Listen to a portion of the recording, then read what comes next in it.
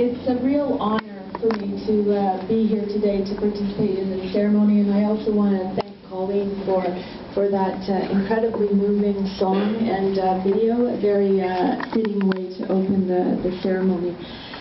Today's International Day of Mourning is an important event across Ontario and across this country. It's important enough for me and a number of my MPP colleagues to be absent from Queen's Park, to be out in our community, standing with our brothers and sisters in the labour movement, with members of our community to mark this day. Like many of you, I have a personal story connected to this day of mourning, a story that has shaped my beliefs, my values, and my politics. My grandfather died on the job in Glasgow, Scotland, when he was crushed laying concrete tunnels.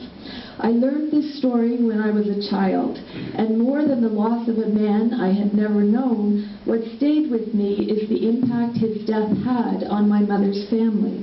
There was no compensation from the employer, nothing to help my grandmother and my mother and my mother's sister deal with this devastating tragedy.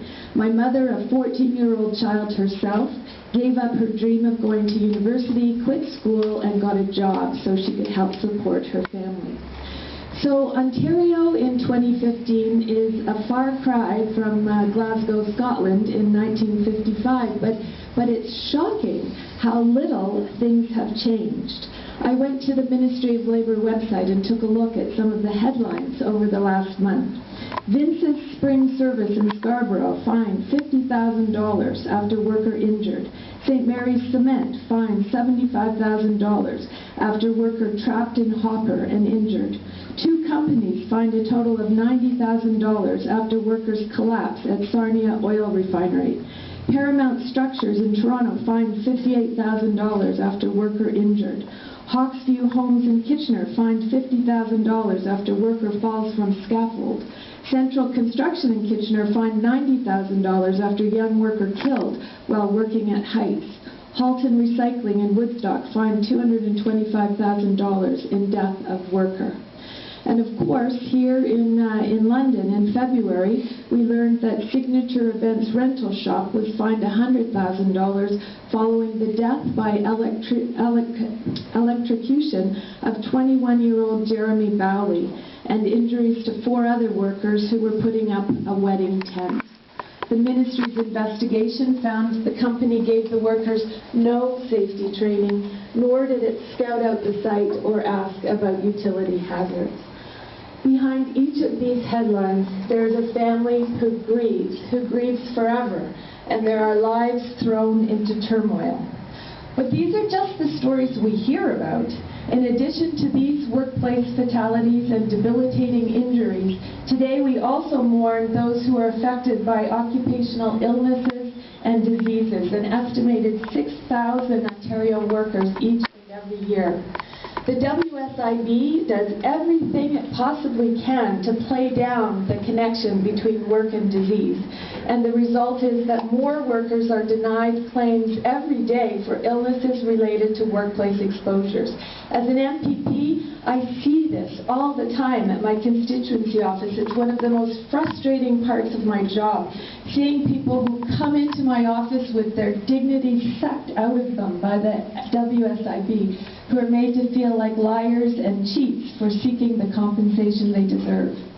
And many more claims are not even being laid, particularly for lost time injuries because of occupational stresses, ergonomic pressures, because of aggressive claims management tactics by the employer.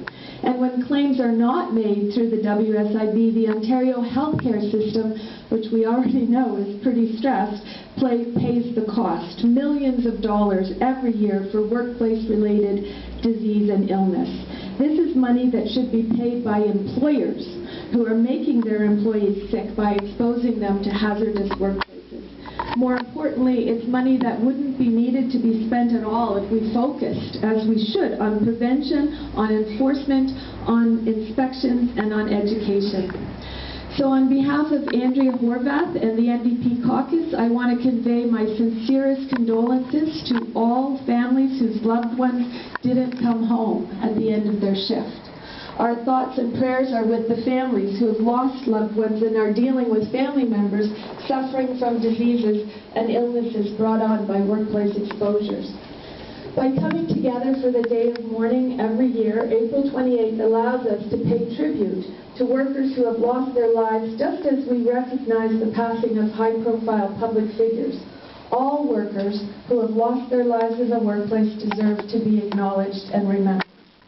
So today we gather to mourn for the dead and, more importantly, fight for the living so that we can avoid future workplace tragedies. Make sure that every Ontarian who leaves for work in the morning comes home at night.